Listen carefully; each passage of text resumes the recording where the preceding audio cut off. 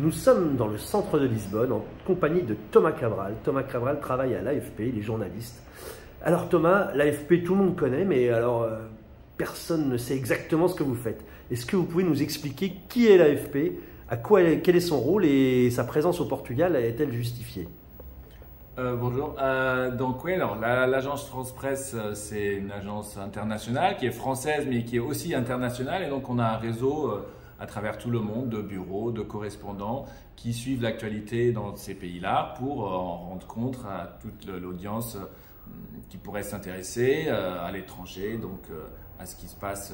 En notre cas, c'est évidemment le Portugal qui nous intéresse, donc on est une petite équipe de correspondants, de journalistes, rédacteurs texte, mais aussi de l'image. On produit aussi de l'image, donc de la photo, de la vidéo. Et donc on suit toute l'actualité, tout ce qui peut se passer au Portugal et qui peut avoir un intérêt pour nos clients qui sont d'autres médias. En fait, on est un peu des grossistes de l'information ou B2B, business to business, plutôt que donc on ne produit pas des contenus directement pour le grand public, mais évidemment on écrit et on réfléchit à ce qui peut intéresser le grand public in fine. Donc vous allez sur le terrain chercher les infos, découvrir les infos et vous les proposer donc à vos abonnés qui sont eux-mêmes des journaux, des télés, d'autres médias. L'AFP aujourd'hui, donc vous l'avez dit, présence mondiale, est-ce que la concurrence d'Internet et des réseaux sociaux, on sait que beaucoup de gens puisent de l'information avec d'énormes guillemets sur les réseaux sociaux, est-ce qu'un jour on ne sera pas chacun l'AFP de chacun ?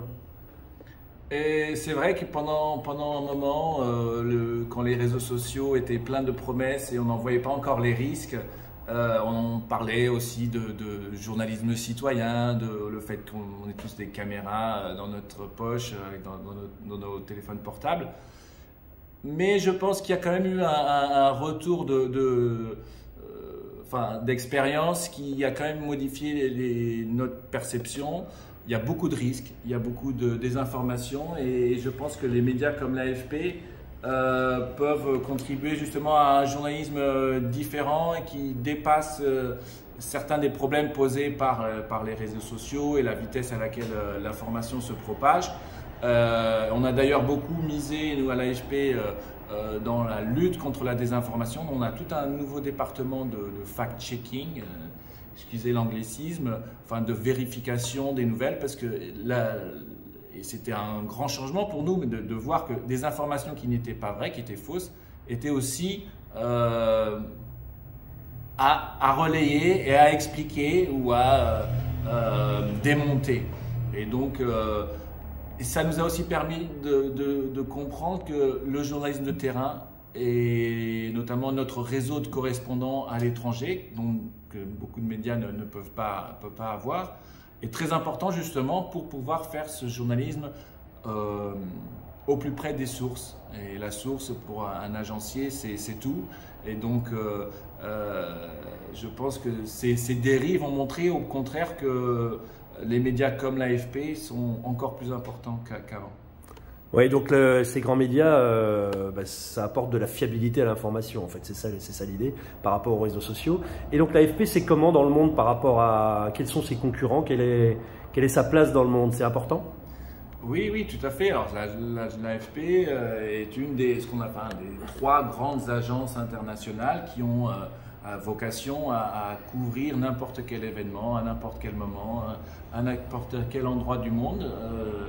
Nous irons, et nous et d'autres agences, donc l'agence Reuters, aujourd'hui canadienne mais britannique d'origine, et l'américaine Associated Press, ou AP, qui eux aussi leurs bureaux et leur équipe à Lisbonne comme à travers le monde.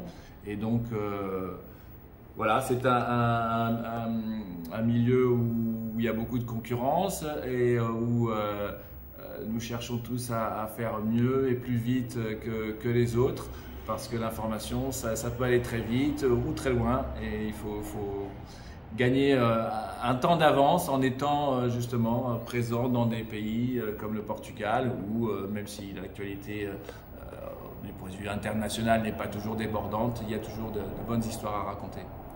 Merci beaucoup Thomas Cabral pour cet éclairage sur l'AFP et ses activités. La French Radio. Portugal.